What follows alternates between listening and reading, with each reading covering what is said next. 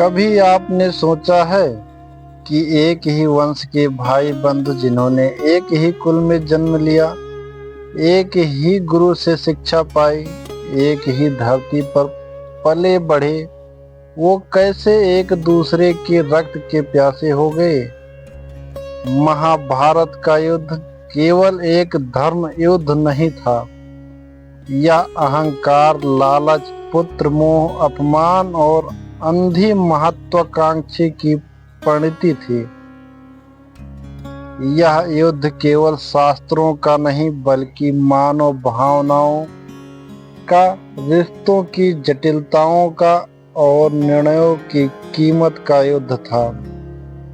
आइए आज की इस कहानी में हम सिर्फ यह नहीं जानेंगे कि युद्ध क्यों हुआ, बल्कि यह भी समझेंगे कि कैसे कुछ छोटे निर्णयों ने एक पूरी पीढ़ी को समाप्त कर दिया।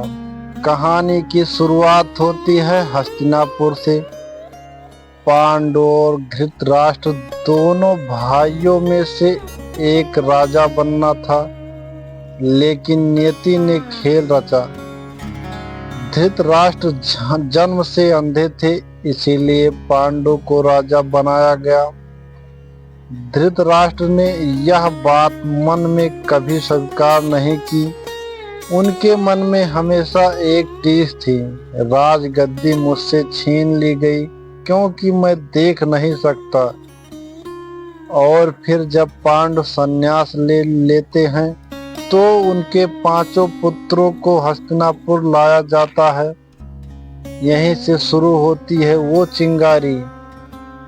कौरवों को लगता है कि उनकी गद्दी पर अब खतरा है। दुर्योधन के मन में पांडवों के प्रति जलन जन्म लेती है और सत्ता की भूख धीरे धीरे सांप की तरह लिपटती है हर रिश्ते पर।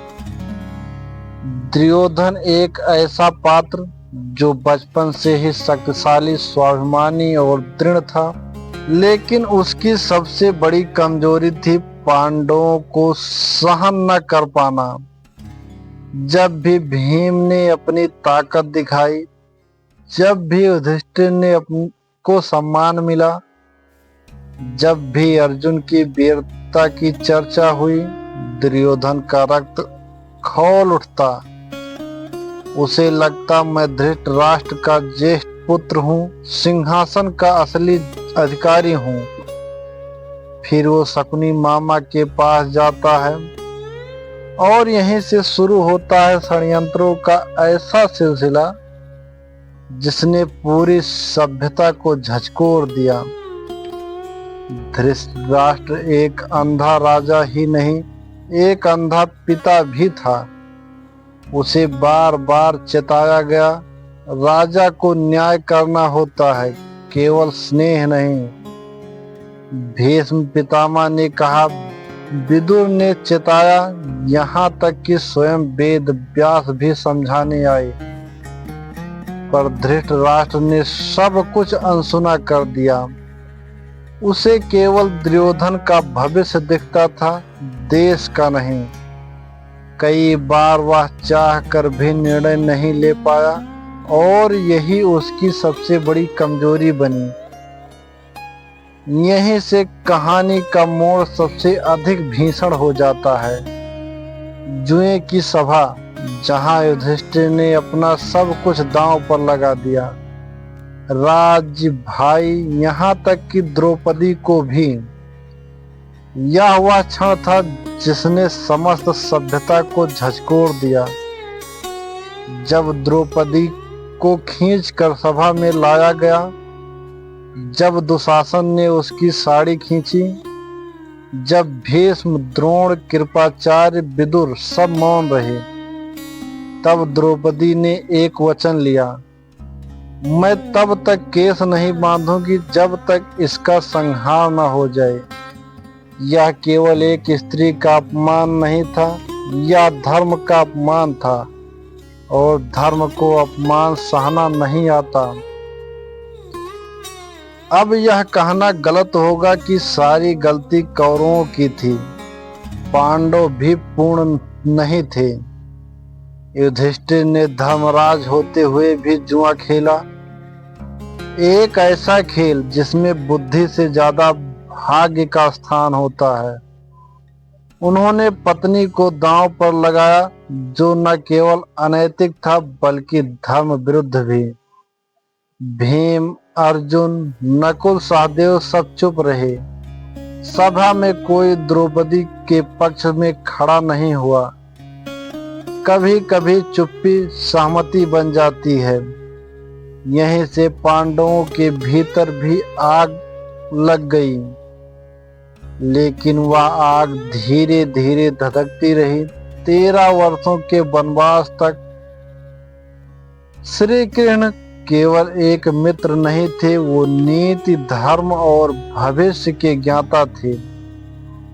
उन्होंने दोनों पक्षों को विकल्प दिए, मेरी सेना एक को मिलेगी और मेरा साथ दूसरे को।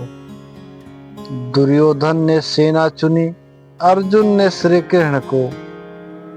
यहीं से स्पष्ट हो गया, युद्ध केवल बल का नहीं, नीति और धर्म का भी होगा। श्री कृष्ण ने युद्ध रोकने का भरसक प्रयास किया, शांति दूत बनकर गए और हाथ जोड़कर कहा, पांडव केवल 5 गांव चाहते हैं, दे दो, युद्ध टल जाएगा। पर दुर्योधन ने उत्तर दिया, एक सुई की नोक जितनी जमीन भी नहीं दूंगा। अब युद्ध आवश्यक भावी था। और फिर कुरुक्षेत्र 18 दिन का युद्ध, जिसमें एक एक दिन एक युग जैसा भारी था। भीष्म गिरे, द्रोणाचार्य मारे गए, कर्ण का सत्य सामने आया, अभिमन्यु का वध हुआ और अंत में गदा युद्ध में दुर्योधन भी गिर गया। धृतराष्ट्र अंधा था, लेकिन अब वो सब कुछ खो चुका था। महाभारत का युद्ध केवल तलवारों की लड़ाई नहीं थी,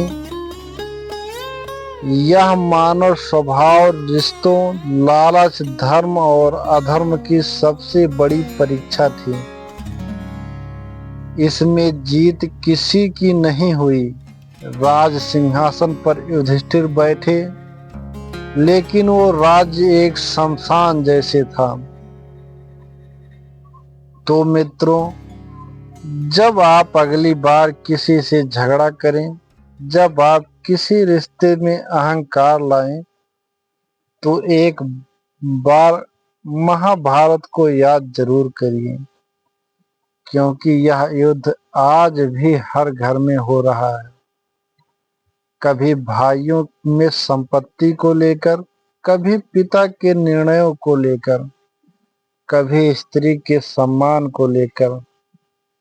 अगर हम समय रहते समझे तो शायद अगला कुरुक्षेत्र रोका जा सकता है। धन्यवाद।